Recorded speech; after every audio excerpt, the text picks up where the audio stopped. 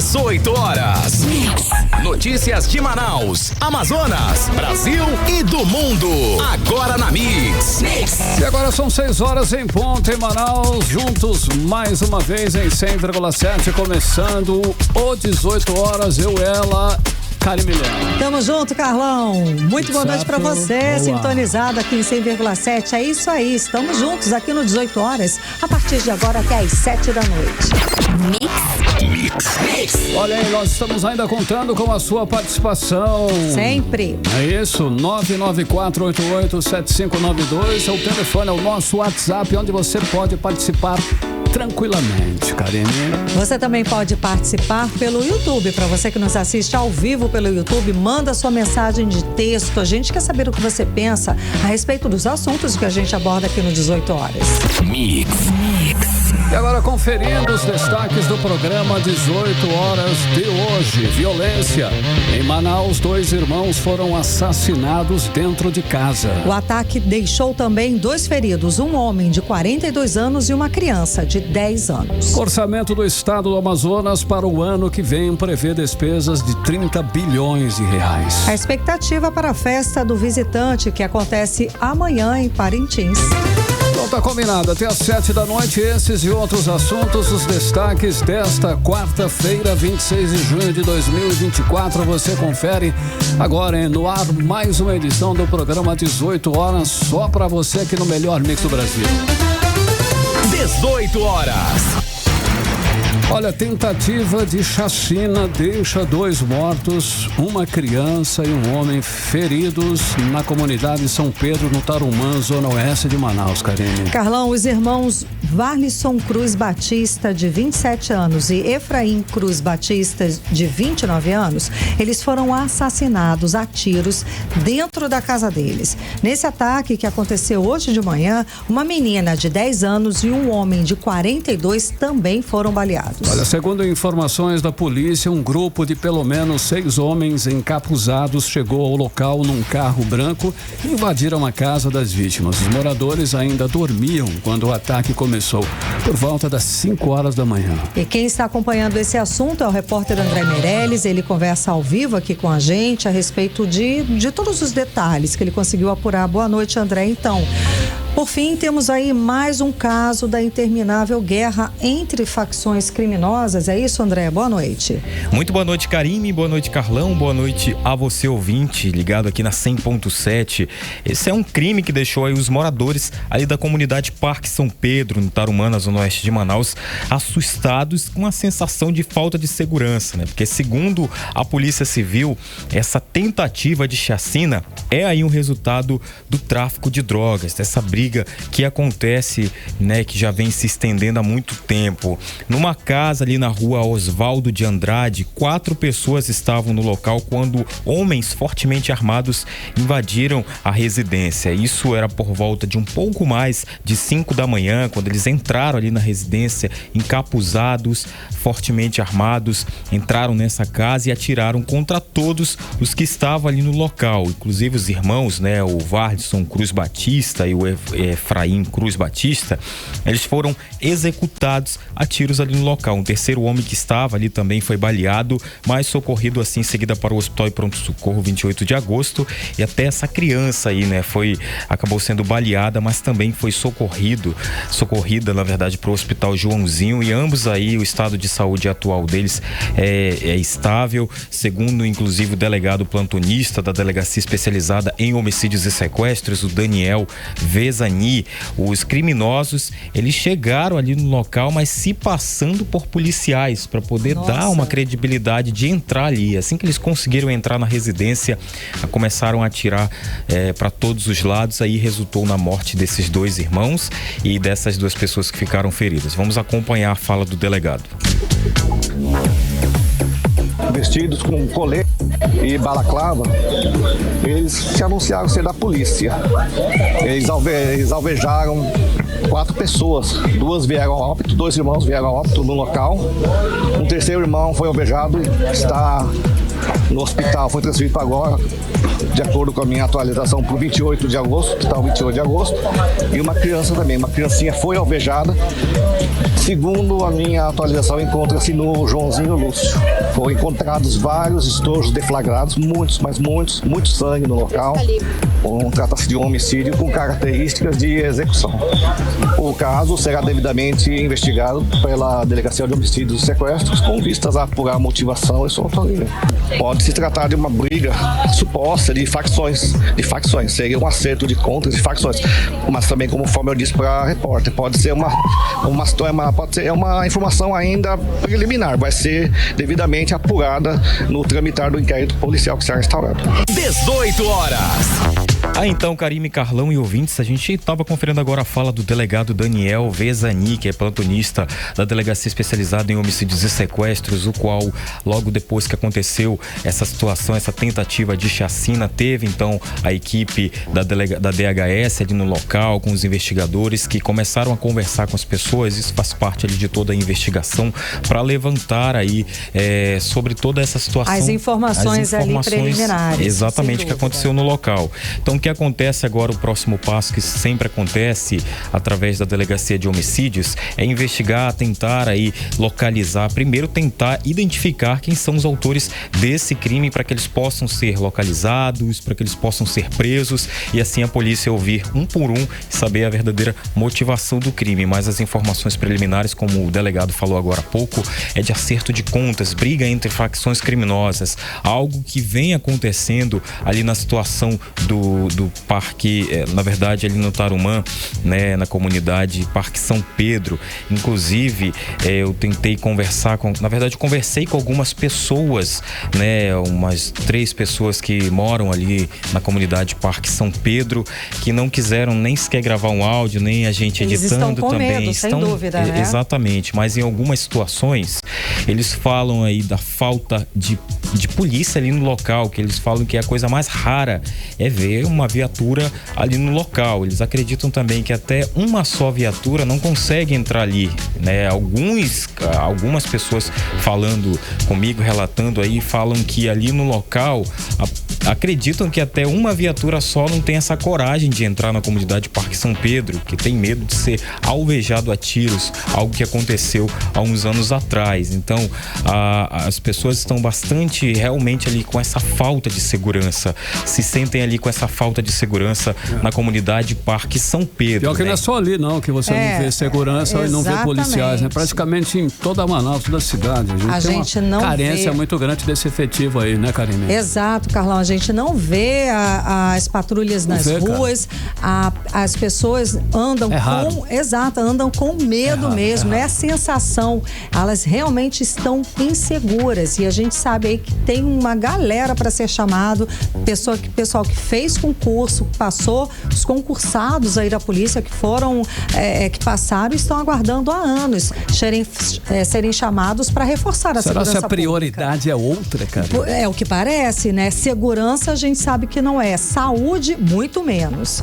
Então, André, a sensação de insegurança, sensacional. A insegurança que essa comunidade vive é terrível, né? Só mais um relato aqui, só para lembrar que eu também estava conversando com uma pessoa, de que só esse ano a pessoa já foi roubada 3 vezes ali no próprio local onde ela mora, né? A casa dela. Foi aparelhos celulares nas ruas. As pessoas têm bastante medo. Há relatos também de motoristas de aplicativos que tem algumas áreas ali que eles não conseguem entrar, não conseguem acessar. Então é também assim, tipo, a gente sabe que em todos os bairros, né? Em tem toda os a lugares cidade, assim, toda piores, a cidade tem aí essa situação de falta de segurança. Só que pelos relatos, a gente vê ali que a comunidade Parque São Pedro, os moradores estão pedindo socorro, mais ali policiamento, mais segurança ali no local, Karime, Carlão. Obrigada, André Meirelles, pelas informações. É uma situação horrível, né, Carlão? Sem dúvida nenhuma. E jogar e falar é uma briga de traficantes, é uma briga de facção, é uma briga da criminalidade, é como se o Estado estivesse tirando a sua responsabilidade. Não, é uma assinatura ali de incompetência, porque se a criminalidade chega nesse ponto de entrar na casa da pessoa e cometer esse crime, é porque o Estado não tem mais condição nenhuma. Aí é com frequência, né? Exato. Você não vai, de vez em quando acontece, não, é com frequência. Esse é o grande problema, é muita essa frequência. Certo, Carimilhão? 6h10, você no melhor mix do Brasil. Mix. Olha, ainda sobre as facções, Carim, olha só esse dado, atenção, ouvintes. Foi divulgado hoje um estudo que mostra que o Brasil tem 72 facções criminosas em atividade. 2 delas com atuação transnacional, inclusive. O Comando Vermelho e o PCC. Destas, 22 estão presentes em pelo menos 178 municípios da Amazônia Legal. Tá aí. É o que a gente está falando, Carlão. As atividades ilegais abrangem aí diversos setores, mas o país não tem capacidade para rastrear o dinheiro movimentado por essas facções. Essa é a conclusão de um estudo Segurança Pública e Crime Organizado no Brasil, divulgado pela Esfera Brasil e pelo Fórum Brasileiro de Segurança Pública. Olha, o Banco Central reconhece que apenas uma pequena parte de toda a movimentação financeira feita em dinheiro vivo em espécie é rastreada. Segundo o estudo, isso significa que transações financeiras de uma série de crimes que vão do tráfico de drogas a fraudes, de venda ilegal de ouro a contrabando de agrotóxicos não são avaliadas em detalhes para que possam ser investigados. É aquela máxima, né? Segue o rastro do dinheiro para você saber encontrar os culpados. Bom, a falta de gente para fazer esse rastreamento do dinheiro, essa é a realidade. Falta pessoal para isso. São menos de 100 servidores públicos trabalhando na estrutura do Centro de Controle de Atividades Financeiras do Governo Federal. No ano passado, esses servidores produziram mais de 16 mil relatórios com informações financeiras e 33,5% foram a pedido da Polícia Federal. 46,6% do total foram feitos para as polícias civis dos governos estaduais. Essa matéria completa, com mais números e informações, você confere no 18horas.com.br. Que é o site de notícias da Mix Manaus, Carime Leão, 18horas.com.br. 6h12, você no melhor mix do Brasil. 18 horas. Olha só, agora nós vamos falar da estiagem, hein? É que a seca que atingiu o Amazonas no ano passado ainda não acabou e persiste em 2024, sim.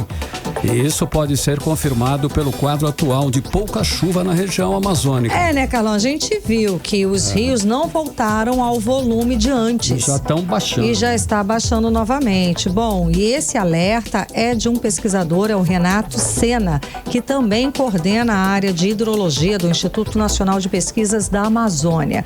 A escassez de chuva aponta para uma seca mais grave do que a do ano passado. Vamos acompanhar os detalhes agora com Diné Araújo. Os oceanos são os grandes responsáveis por modular o clima e as chuvas sobre a região amazônica. O encontro do Pacífico e do Atlântico normalmente é responsável pela circulação e organização das chuvas na Amazônia, próximo à linha do Equador. E as chuvas definem o comportamento das grandes bacias da região amazônica. Em 2023, dos fenômenos naturais, o El Niño, que aquece as águas do Oceano Pacífico, se juntou com outro fenômeno, o aquecimento das águas superficiais do Oceano Atlântico no hemisfério norte. Essa junção de fenômenos tirou a água da Amazônia, como explica o pesquisador Renato Sena, que coordena a área de hidrologia do Programa de Grande Escala da Biosfera Atmosfera na Amazônia, do INPA, o Instituto Nacional de Pesquisas da Amazônia. Então a gente teve o Oceano Pacífico tirando água da Amazônia e levando em direção oeste, tirando a água da Amazônia e evitando que a gente tivesse chuva, precipitação, fazendo subsidência da Amazônia, e o Atlântico empurrando as águas da Amazônia em direção ao hemisfério norte. Então a gente tinha dois fatores atuando simultaneamente e evitando formação de nuvens e precipitação na região. E aí o que acontece? A partir do começo do segundo semestre de 2023, a gente teve uma redução muito drástica da chuva e ela não tomou conta só da bacia amazônica, ela tomou conta de toda a parte centro-norte da América do Sul. Como resultado disso tudo, a chuva sumiu da região, dando lugar à maior seca dos últimos 120 anos da história do Amazonas. Mas engana-se quem pensa que a estiagem já acabou. De acordo com o pesquisador do INPA, Renato Sena, a ausência de chuvas nas bacias hidrográficas comprometeu toda a estação estação chuvosa, não permitindo a recuperação dos rios e mantendo o período de estiagem até agora. Até esse momento a gente continua nisso. O que começou lá em julho do ano passado, nós já estamos em junho, já são quase 12 meses seguidos de temperaturas de águas superficiais muito aquecidas, né? E os dois eventos ocorrendo de forma simultaneamente e reduzindo a precipitação. O quadro mais comum da gente ver nesses últimos 12 meses da Amazônia, fazendo um monitoramento contínuo, é de déficit de precipitação, chuvas abaixo do que deveriam estar acontecendo. Então, são quase 12 meses que a gente está vendo esse processo se prolongar sobre a Amazônia. Então, a seca que aconteceu em 2023 ainda não acabou. A gente ainda está num processo de deficiência de precipitação até agora, até esse momento. Odinei Araújo para o 18 horas. Você está ouvindo 18 horas. Carlão, bora para Parintins. Vamos agora. Junto. Bora junto. Bora nessa. Diz que teve aí o ensaio técnico foi show, do Caprichoso, lotou lá, show foi um espetáculo, né? E quem tem mais informações a respeito de toda essa movimentação é a Nathalie Moraes, que está aqui ao vivo e conversa com a gente. Então, movimentação segue intensa no Porto de Manaus, no aeroporto também. Ninguém quer perder esse festival esse ano, que parece o festival dos festivais, né? A expectativa é muita, né, não, Nathalie? Boa noite, Karime. Boa noite, Carlão. Boa noite, ouvintes aqui do programa 18 horas. Olha, Karime, queria que você estivesse falando bem assim com a repórter Nathalie Moraes. Direto. Ao vivo, direto da Ilha Tupinabarana. Mas eu já disse, né, Karime? Se você não for, só você não vai, porque esse ano... A gente tá nesse grupo, só nós não vamos. Vamos ficar aqui assistindo. Exatamente. Mas são esperadas mais de 120 mil pessoas lá pela Ilha da Magia, lá pela Ilha Tupinabarana, movimentando aí uma economia de mais de 150 milhões de reais. E tá todo mundo animado para esse festival. Isso porque mais de 29 mil pessoas já chegaram lá na ilha. A gente percebe, Karime, né, em todo o material que vem chegando, que vem sendo divulgado pelos órgãos de fiscalização e controle, pelas forças de segurança que se uniram para integrar e para garantir a segurança dos brincantes, dos turistas, é que realmente a cidade já está lotada, né? A movimentação geralmente já fica intensa na quinta-feira, mas desde ontem, né, desde a semana passada já existe uma movimentação muito grande de pessoas de Manaus na ilha Tupinabarana, só que agora tem turista do Brasil todo chegando por lá. E aí, Karime, né, aqui em Manaus, para chegar até a ilha são 18 horas de barco e são esperadas mais de 120 mil pessoas, e dessas 120 mil pessoas, mais de 90 vão pelos nossos rios, que são as nossas estradas, né? E aí, para garantir que todo mundo chegue lá em paz, em segurança, a Marinha do Brasil montou um porto mesmo, assim, que eles denominaram de Chapa Quente, no meio do encontro das águas. É uma grande estrutura. Que legal! É uma grande estrutura montada ali pela Marinha do Brasil, e lá tem vários órgãos de fiscalização, Ministério Público do Trabalho, para verificar se está tudo direitinho, o Conselho Tutelar, para garantir que os direitos das crianças e adolescentes estão sendo respeitados, para evitar também o tráfico humano, para verificar se essas crianças estão embarcando com a declaração, com toda a documentação. É uma espécie de blitz no Rio? Exatamente, Carlão, é uma blitz, né, onde todo mundo tem que descer da embarcação, e aí a Marinha do Brasil faz aquela contagem ali, um a um, todo mundo apresentando seus documentos, e aí além da Marinha, eu falei do Ministério Público do Trabalho, a Anvisa tá lá até para garantir a qualidade da água que é servida para esses brincantes, os alimentos. Então, assim, nada tá passando despercebido ali na Chapa Quente que foi montada pela Marinha do Brasil. Mas só para você ter uma ideia, Karime, até amanhã de hoje a chapa tava lotada, tava quente, tava fervendo mesmo. Mais de 19 mil pessoas passaram por lá e mais de 500 embarcações devem ser fiscalizadas pela Marinha do Brasil. Pra gente entender um pouco mais como é que tá funcionando essa blitz para Parintins, nós conversamos com o comandante André Carvalhães, ele que é comandante da Capitania Ocidental da Amazônia. Vamos conferir. Todas as embarcações que saem de Manaus com destino a Parintins são inspecionadas, todas. Para isso, a gente está com cerca de 200 militares na chapa quente e a gente conta com diversas embarcações e motoaquáticas que vão cuidar para que a inspeção seja feita de forma completa, eficiente, o mais rápido possível. Olha, até agora a gente inspecionou 180 embarcações e 19 mil passageiros. E a gente estima que esse número chegue a 500 embarcações e até 80 mil passageiros na sexta-feira. Infelizmente, algumas embarcações ainda possuem irregularidades, superlotação, falta de equipamentos de segurança. Por isso, até agora, a gente notificou 11 embarcações, 3 precisaram retornar por excesso de passageiros e uma por excesso de carga, sendo que 2 foram apreendidas porque estavam abaixo dos parâmetros mínimos de segurança. 18 horas. Karime e Carlão, nós ouvimos aí a fala, né, do comandante André Carvalhães, ele que é comandante da Capitania Ocidental da Amazônia, né, na Marinha do Brasil.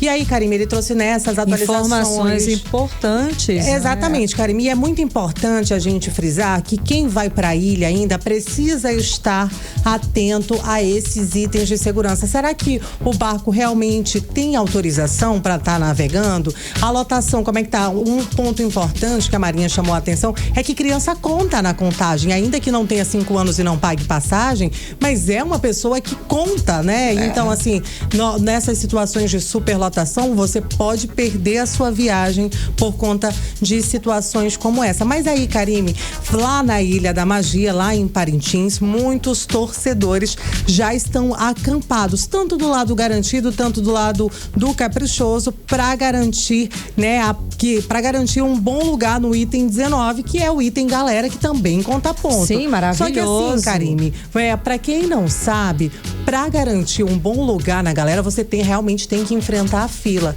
E essa localização, essa entrada é gratuita.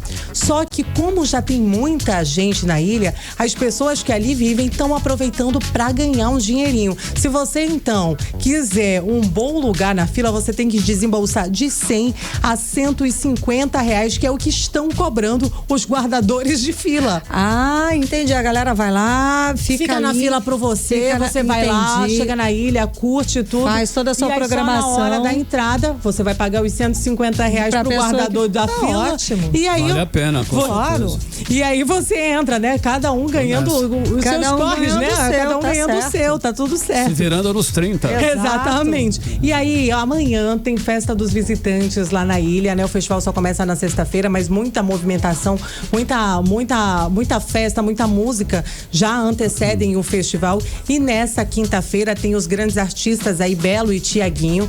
A festa, né, contará aí também com outras atrações locais, como Márcia Novo, Wendel Pinheiro, Júnior Paulaim, Israel Paulaim. É uma vasta lista aí de atrações. Aí, Karime, como são esperadas mais de 120 mil pessoas, a Secretaria de Segurança Pública deu um reforço em 2 linhas, tanto no 190, tanto no 193. A gente sabe que o sinal de telefonia lá em Parintins é crítico, né? Mas eles estão dando prioridade para essas 2 linhas de emergência. Então, quem for à ilha Tupinabarana e estiver qualquer intercorrência e precise acionar as forças de segurança 190 e 193. E lá em Parintins também foi lançada a campanha Não é Não, de combate à violência contra a mulher, né? E aí vários órgãos estão ali reunidos para garantir que as mulheres possam brincar de boi da melhor forma, sem sofrer importunação sexual. Com segurança, Com segurança, como a gente merece ser respeitada.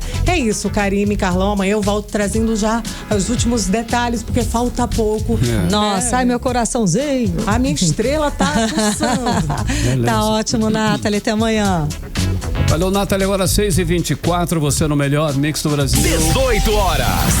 E vamos agora conversar com Cíntia Blink, ela que traz pra gente os bastidores da política local, da política amazonense. Muito boa noite, Cíntia. Então, a gente tem falado aqui de pesquisas, ontem a gente trouxe mais uma pesquisa, mas parece que tá tendo uma polêmica aí a respeito delas, porque tem pré-candidato dizendo que tem pesquisa aí, está sendo comprada. Conta pra gente, Cíntia. Cíntia.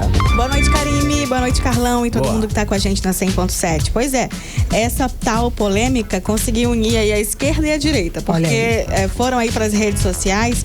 Nós temos Marcelo Ramos, que é o pré-candidato pelo PT, e ele falou assim, aspas pro Marcelo, tá? Pesquisa em Manaus tá igual pedido em restaurante, sai a gosto do cliente. É constrangedora a tentativa de empurrar para cima do candidato do governador, que está empacado, e tentar forçar a desistência do candidato do Bolsonaro. Quem tem os números reais se diverte com a presepada. E aqui ele tá falando, né? Da última pesquisa, que a gente até viu, né? Até surpreendeu aqui ontem.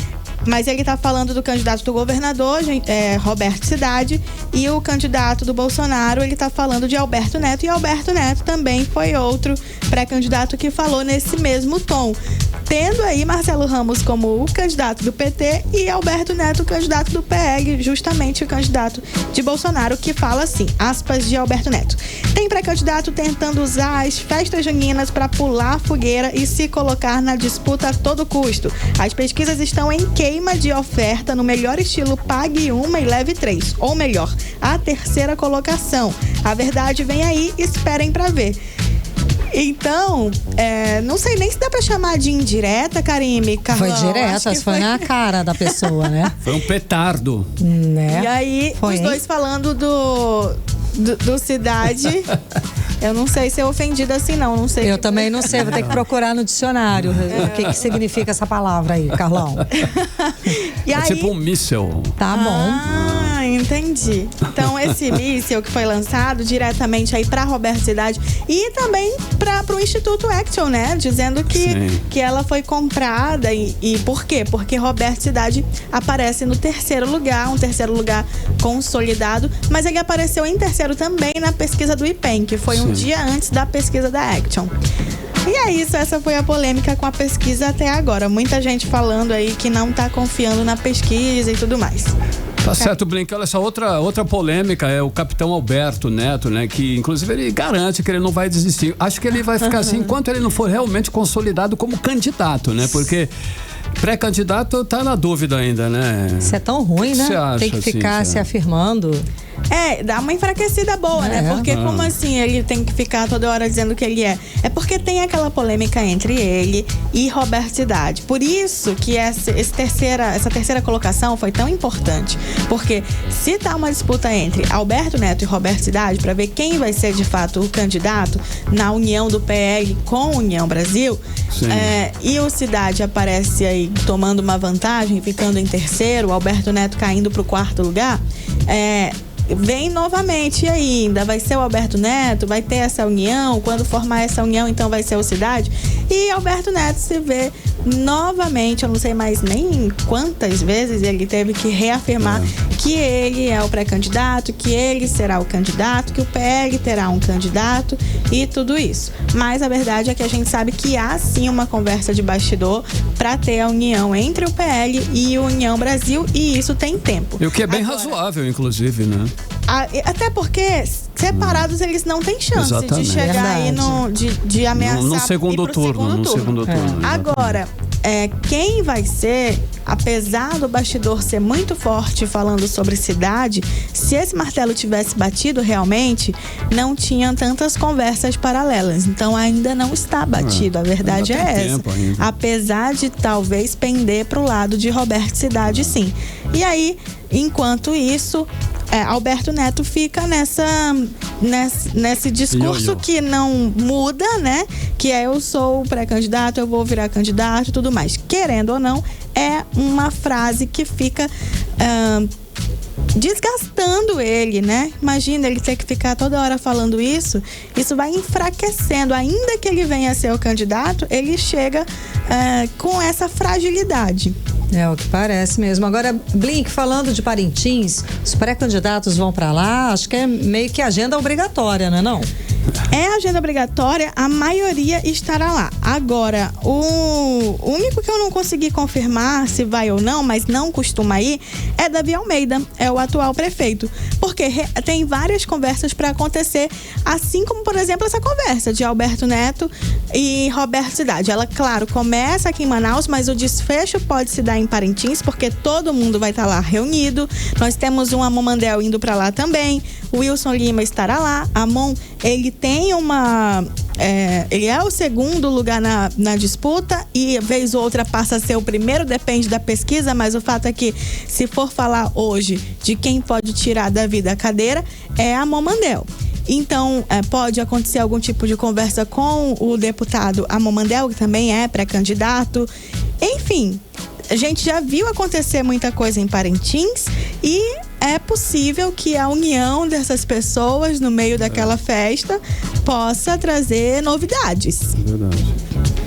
Legal, gente, você tem aí dados sobre o orçamento do Estado para o ano que vem? Parece que prevê aí despesas de 30 bilhões de reais, é eu isso? Tenho, mas eu queria te contar uma outra coisinha. Antes dessa história, porque eu tô com um áudio aqui do atual prefeito Davi Almeida, que ele fez um afago ao governador Wilson Lima. Você circulou bem. Será que aí tem aí uma reaproximação entre Davi e Wilson Lima, que eles andavam meio arranhados? Lembra que eu falei pra gente não vestir camisa de ninguém? Olha, não escolher um lado ou outro, porque uma tentativa, né, Blink? Os lados mudam e a gente vem de um prefeito com uma ênfase muito grande em dizer ele tá lá e eu tô aqui. O Wilson também dizendo, olha, o governo está unido com a prefeitura, mas eu mesmo tenho meu pré-candidato aqui, que é o Cidade, tem nada a ver com o Davi. Davi dizendo boa sorte pra ele, tal.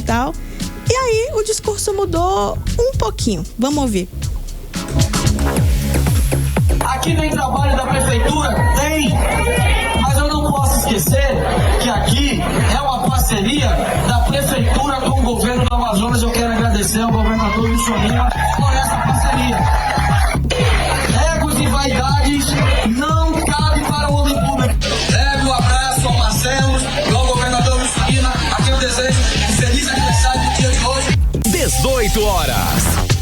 A gente acabou de ouvir aí o atual prefeito de Manaus falando do governador Wilson Lima. Eu não sei, vocês sentiram uma mudança? Sim, claro. Ele estava bem animado, eu senti o tom, né, de voz, né, Carlão? Tem um segundo turno, né, também, né, então... Gente, as coisas, olha, a gente está lembrando aqui que a campanha em si ainda nem começou, né? Não. Depois, a gente tem um panorama agora, pré-campanha, pré-candidatos, e com certeza, não é, Carlão, depois, quando oficialmente começar a campanha, nós vamos ter um outro panorama e talvez até uma outra realidade nas pesquisas, talvez mude um pouquinho, né? A verdade é que é muito complicado a prefeitura caminhar sozinha, sem o apoio do governo, né?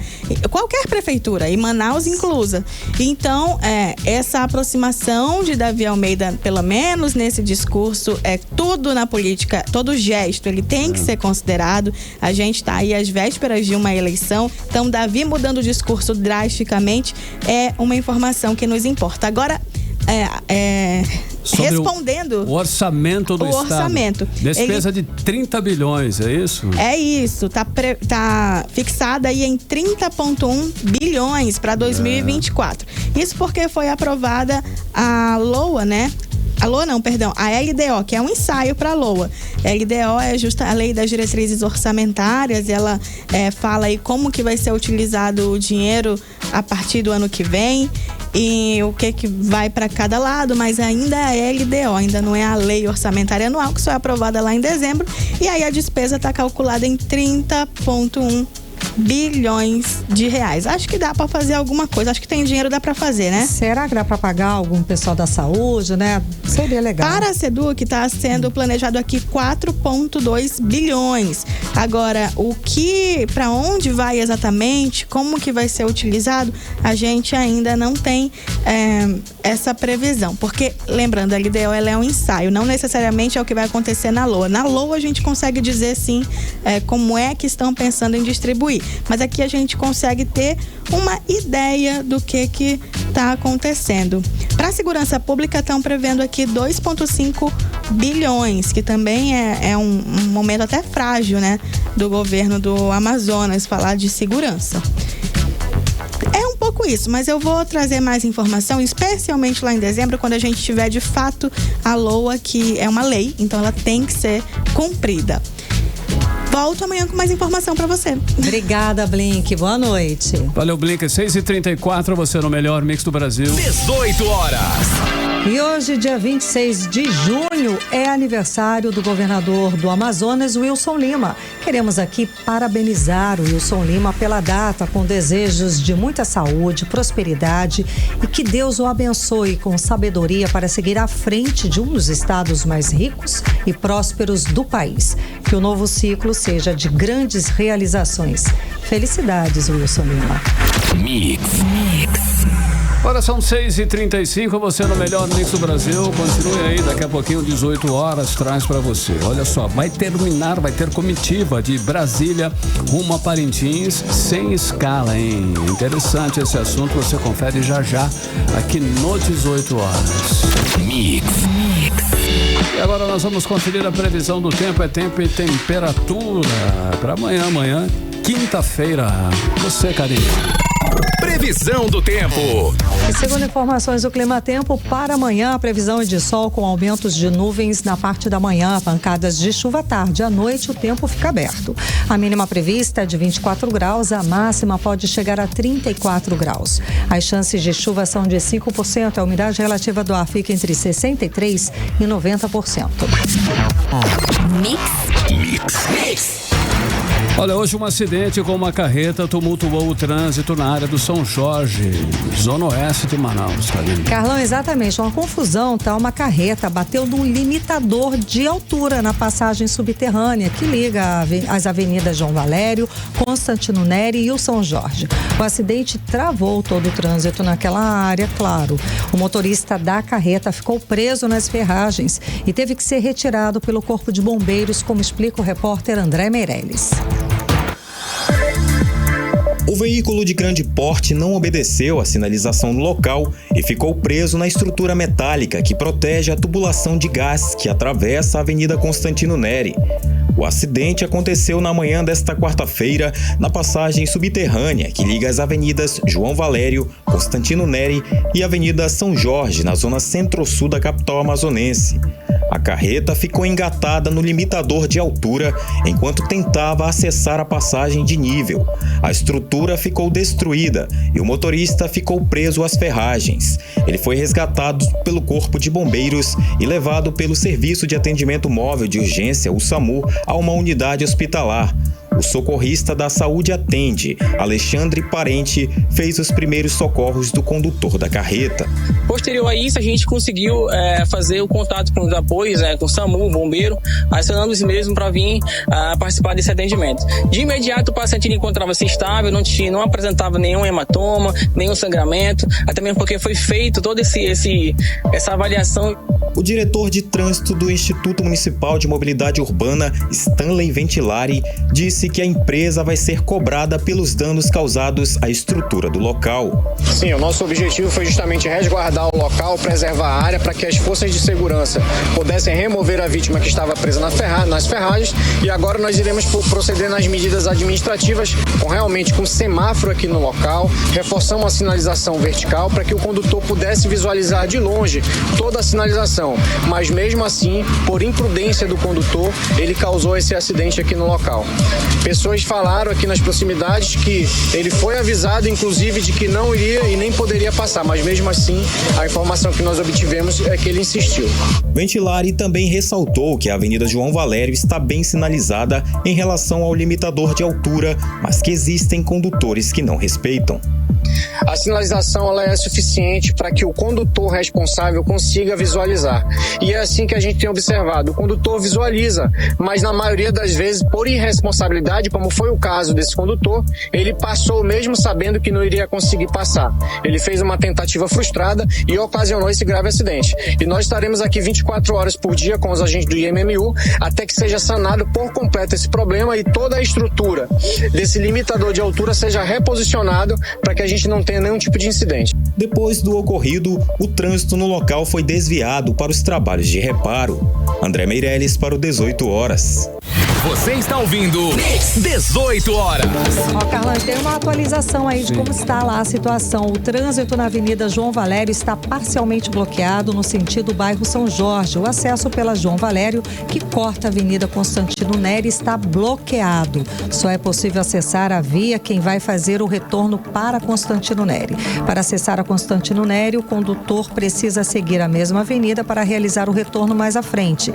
Ainda não há previsão para a via de acesso ao São Jorge ficar liberado, ou seja, se você puder evitar aquela área, é melhor, né, Carlão? Mix. Olha só, o Conselho de Administração da Suframa se reúne, hein, no próximo dia 3 de julho para avaliar e aprovar aí 461 milhões de reais em investimentos e geração de 492 novos empregos aqui no Polo Industrial de Manaus. Números maravilhosos, né, Carlão? Vão ser analisados aí 29 projetos industriais de serviços e agropecuários com um potencial de faturamento que chega a mais de 3 bilhões de reais. Vamos ouvir mais detalhes a respeito do assunto agora com Jané Araújo. A próxima reunião do Conselho de Administração da Suframa, marcada para o próximo dia 3 de julho, vai ser por videoconferência sob o comando do secretário executivo do Ministério do Desenvolvimento, Indústria, Comércio e Serviços, Márcio Elias Rosa, que pela terceira vez preside a reunião do CAIS. A reunião vai analisar 29 projetos industriais, de serviços e agropecuários, totalizando investimentos superiores a 461 milhões de reais.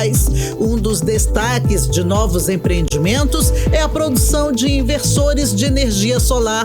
Segundo o superintendente da Suframa em exercício, Luiz Frederico Aguiar, os novos projetos têm potencial de gerar quase 500 novas vagas no mercado de trabalho. Nesse caso, teremos mais 29 novos projetos, desses 13 de implantação, ou seja, empregos novos, geração de novos produtos aqui na região, quase R$500 bilhão de investimentos, quase 500 empregos diretos, novos empregos diretos gerados aqui na região.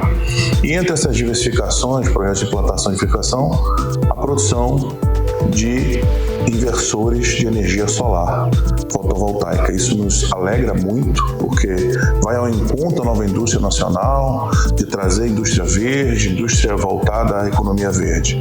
Então, a sociedade ganha, a Zona Franca ganha e o Brasil ganha com mais investimentos, com mais empregos gerados na região. A fabricação de inversor solar fotovoltaico tem um investimento de quase 24 milhões de reais, mas também se destaca, dentre os projetos, o de produção de laminado de ferro, aço em fita, com investimentos de quase 50 milhões de reais. Os projetos industriais e de serviços têm prazo de até 3 anos para a implementação, enquanto os agropecuários têm um prazo de 5 anos para estarem em vigor. No total, a estimativa é que sejam gerados, com os novos projetos industriais, 492 novos empregos. As novas propostas empresariais para o Polo Industrial de Manaus têm capacidade de alcançar um faturamento superior a 3 bilhões de reais. Odneia Araújo para o 18 horas. Você está ouvindo 18 horas. Para 6h42, você no melhor mix do Brasil. A inadimplência caiu no Amazonas no mês de maio, de acordo com o mapa apresentado pela Serasa, hein? Foram 19.196 inadimplentes a menos que no mês passado. A maioria deve quase R$5.000, principalmente em compras no varejo como supermercado, Karime. Tá melhorando um pouquinho, né, Carlão? E para a professora de Economia da Universidade Federal do Amazonas, a Michele Aracati, essa redução é reflexo da leve recuperação econômica no Amazonas e do aumento de pessoas trabalhando. Vamos acompanhar mais detalhes agora com Rodrigo Soares. Apesar da redução na inadimplência no mês passado, o número de pessoas com dívidas pendentes no Amazonas não é pequeno. Dos quase 4 milhões de habitantes, segundo o censo de 2022, mais de 1.543.000 pessoas estavam com o nome sujo por causa de dívidas não pagas no mês de maio. E olha que o número de devedores era maior ainda. Quase 20 mil conseguiram quitar as pendências e ter o nome retirado da lista de devedores do Serasa. Em abril, os devedores do Amazonas com o nome no Serasa eram de quase 1.563.000. De acordo com a professora de Economia da Universidade Federal do Amazonas, Michele Aracati, Historicamente, o Amazonas tem apresentado um número altíssimo de população em situação de inadimplência. E uma queda nesse indicador, segundo o economista Michele Aracati, possibilita que o consumidor possa voltar ao mercado, movimentando a economia como um todo. São números muito positivos que, com certeza, são provenientes das negociações que nós tivemos recentemente, onde as pessoas tiveram a oportunidade de renegociar sua dívida e tirar o seu nome, da lista suja de inadimplência. É o que a gente chama de nome sujo.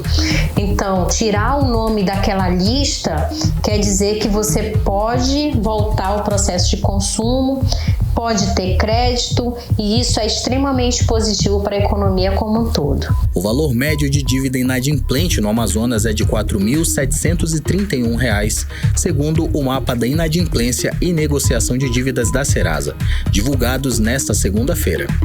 A maioria das dívidas contraídas aqui no estado é de compras no varejo, como supermercados, que concentrou 27,27% da inadimplência no mês de maio. Em seguida, aparecem os bancos e os cartões de crédito, com 25,78% de inadimplência.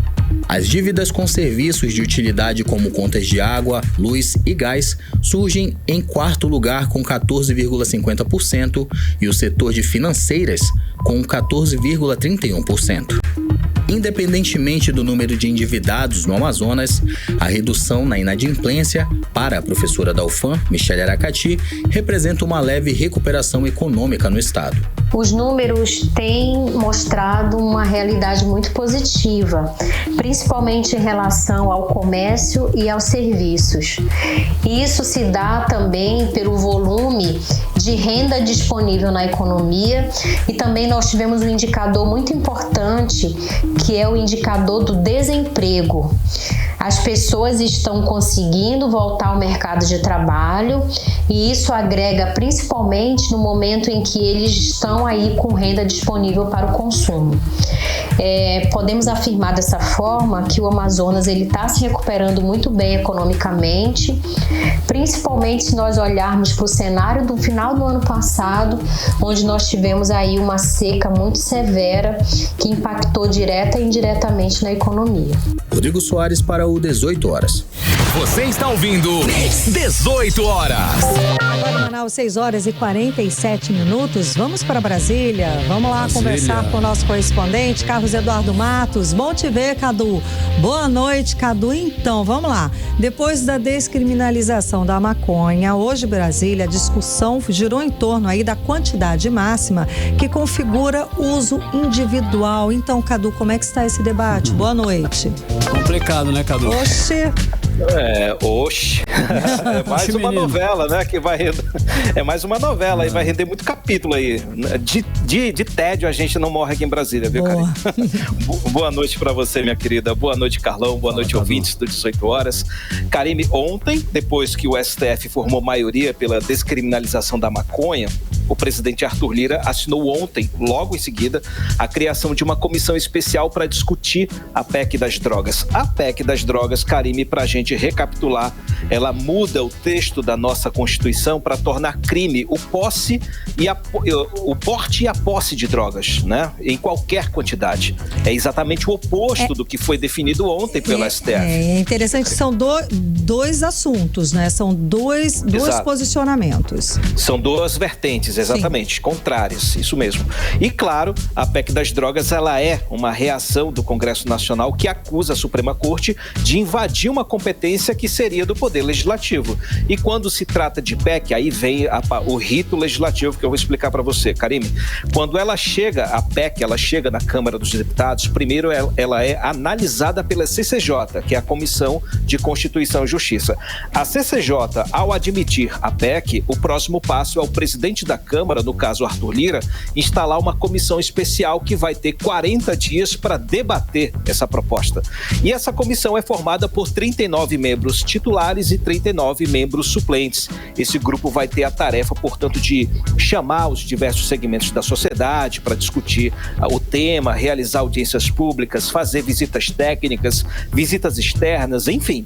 E agora que Lira mandou instalar a comissão, os partidos já estão se movimentando para indicar quem vai fazer parte dessa comissão especial. Do estado do Amazonas, os mais cotados, Karime, são os deputados Silas Câmara, do Republicanos, que é o líder da bancada evangélica, e o deputado federal Capitão Alberto Neto, que é vice-líder do PL. Eu falei com o deputado Capitão Alberto Neto, agora há pouco por telefone, ele disse que se for convidado, ele não vai aceitar, porque ele está muito atarefado lá na CCJ. Ele é membro da CCJ titular, muito atuante, inclusive. Já o Silas Câmara, ele não respondeu aos meus questionamentos, viu, Karime? Também eu entrei em contato com os outros deputados da nossa bancada para saber se eles se interessam, né? Se eles vão buscar espaço na comissão especial, mas ainda não responderam. Mas até porque o assunto está cedo ainda e não depende exclusivamente deles, depende dos partidos. E tem muita gente muito mais atuante, mais aguçada nessa questão das drogas do que eles, deputados do Amazonas. E hoje, Karime, o STF deu continuidade ao julgamento de ontem e concluiu a quantidade mínima de maconha considerada tolerável para uso pessoal, digamos assim. Para o STF, 40 gramas. É uma quantidade considerável, né? Agora há pouco, me chamou até a atenção aí o deputado Capitão Alberto Neto, que ele foi na tribuna agorinha há pouco, com vários pacotinhos de orégano. Karime, ele colocou dentro de um pote de vidro, aquele pote de azeitona, sabe? Sim. Aí ele mostrou, isso aqui, gente, são 40 gramas de maconha. Ele mostrou o pote cheio, e realmente maconha é muito leve, né? E 40 gramas rende muita coisa para quem é usuário. Eu achei até um exagero o STF dar essa quantidade, mas enfim, né? Quem sou eu para falar sobre esse assunto? Agora, se o Congresso Nacional aprovar a PEC das drogas, todo esse entendimento do STF vai ser derrubado. Por isso que vai ser uma novela, como eu falei. Uma queda de braços, né? Entre um poder e o outro poder. Vamos ver quem pode mais, digamos. Quem pode mais. Cadu, falando em queda de braço, olha só, hoje finalizou o trabalho daquele grupo de deputados que discute a regulamentação da reforma tributária. Pergunta, a nossa Zona Franca foi levada pelo menos em consideração, Cadu, nesse processo aí? Conta pra gente o que aconteceu.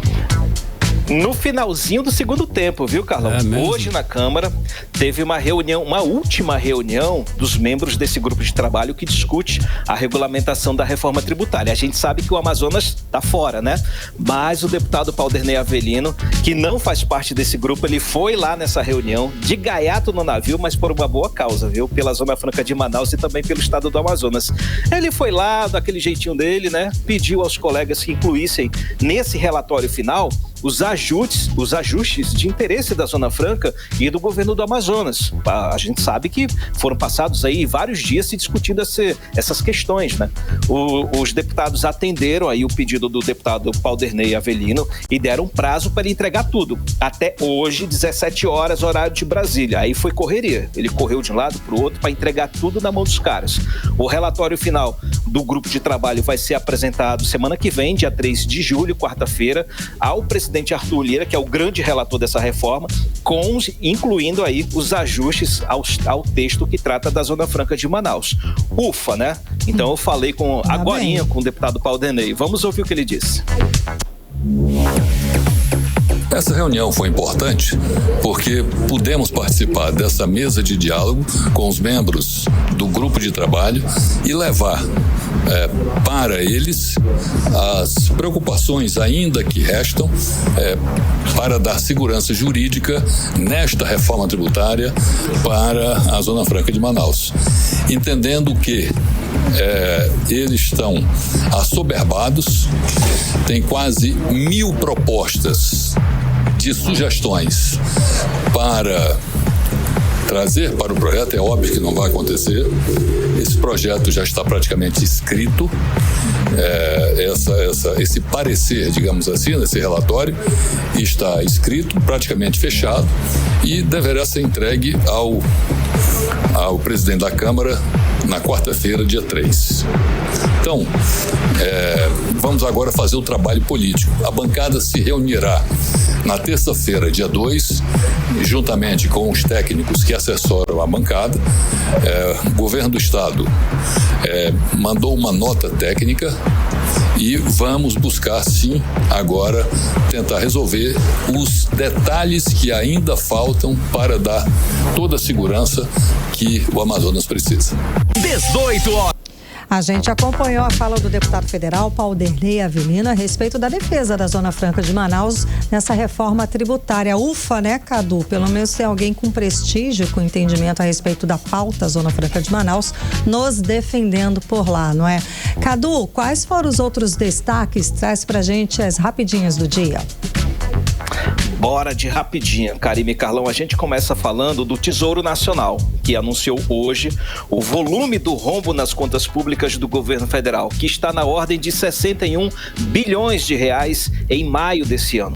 É o segundo pior resultado desde 2020, Karime. O que puxou o déficit foi a Previdência Social.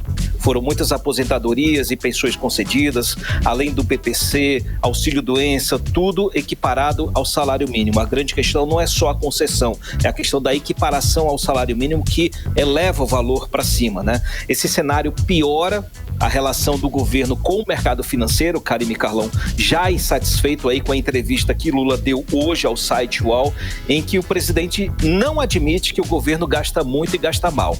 Ele disse que ainda é preciso avaliar se precisa efetivamente fazer cortes ou se precisa aumentar a arrecadação. Aí a galera ficou daquele jeito, não dá, né? para perdoar, né? Não dá para perdoar.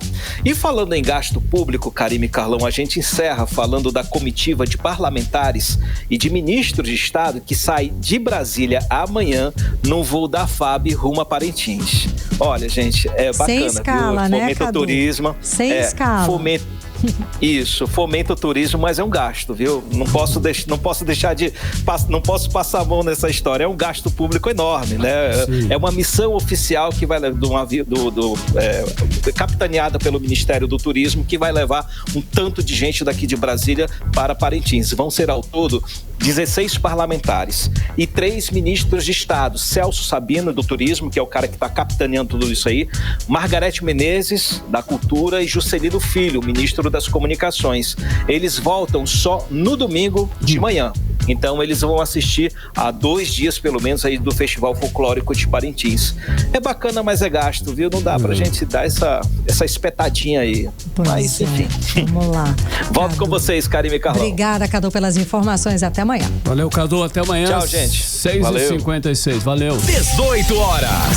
18 horas. Esporte.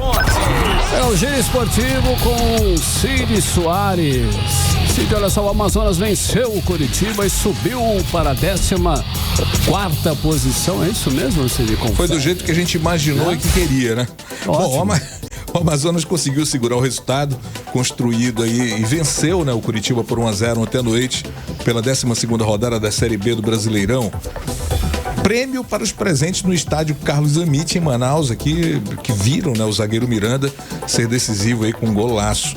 E com a vitória do Amazonas, tá respirando agora, né, na Série B, deixa a zona de rebaixamento. A equipe amazonense, que era a 17ª colocada, agora ocupa a 15ª com 15 pontos.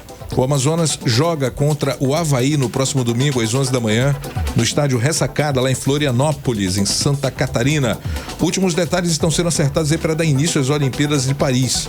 Ontem o Stade de France em Paris recebeu o primeiro evento teste, né, para as competições de atletismo nos Jogos. Um grupo de 150 jovens atletas foi convidado para disputar corridas com e sem barreiras, além de competições de salto com vara, salto em altura e lançamento de dardo. Esse ensaio é importante porque um dia de competições de atletismo das Olimpíadas envolve em torno de 200 árbitros e 300 voluntários. E olha, o Cruzeiro está enfrentando agora o Atlético Paranaense pelo Campeonato Brasileiro, 12ª rodada, bola rolando aí no gramado do Mineirão desde as 6 da tarde. Foi agora pro intervalo, daqui a pouco a gente passa o placar. Quem também está em campo é o Botafogo, enfrentando o Bragantino no gramado Newton Santos, no Engenhão. O jogo também está no intervalo. E daqui a pouco, não perca, nós teremos aí. Teremos Cuiabá e Corinthians, perdão, até o intervalo aqui, que de vez em quando dá uns pulos. Os times vão a campo no gramado na Neoquímica Arena Agora, a partir das 7 da noite, no mesmo horário, Atlético Goianiense enfrenta o Grêmio e os times vão a campo no gramado do Antônio Ascioli, o famoso Castelo do Dragão, lá em Goiânia, em Goiás. Também às 7 da noite, o Juventude enfrenta o Flamengo no gramado do Alfredo Jaconi, em Caxias do Sul. E mais um jogaço às 7 da noite, o Atlético Goianiense enfrenta o Grêmio nesta quarta-feira. Bom, os times vão a campo no gramado do Antônio Ascioli. Fechando a série de jogos de hoje do Campeonato Brasileiro, o Internacional enfrenta o Atlético Mineiro. Os times vão a campo no gramado do Heriberto Rous Majestoso, em Santa Catarina, a partir das 8 da noite. Olha, o jogo com Bragantino, Botafogo e Bragantino tá empatado em 1-1, tá no intervalo.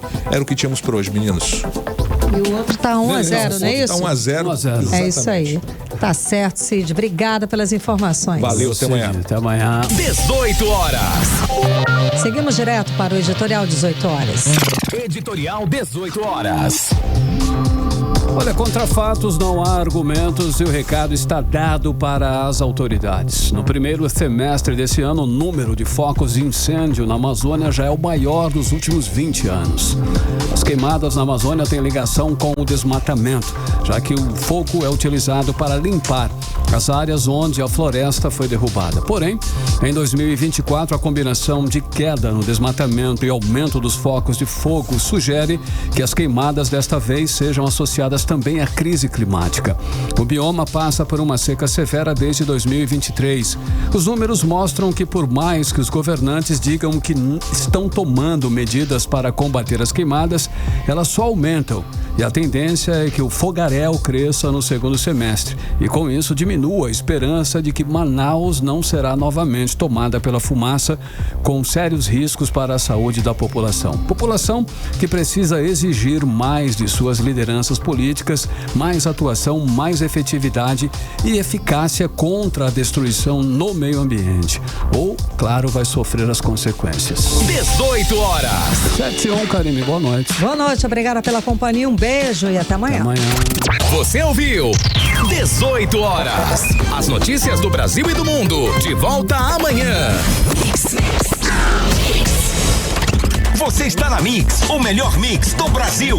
Rádio Mix.